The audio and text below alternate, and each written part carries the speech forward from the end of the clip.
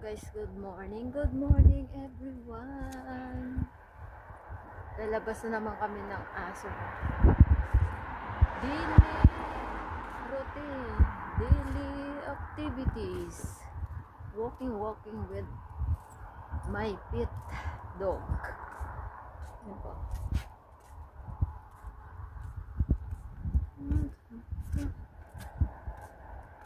Alas 8 pa lang dito.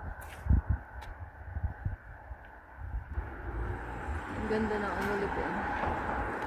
Nasaan? Ang punta mo? Halika. Labas tayo din.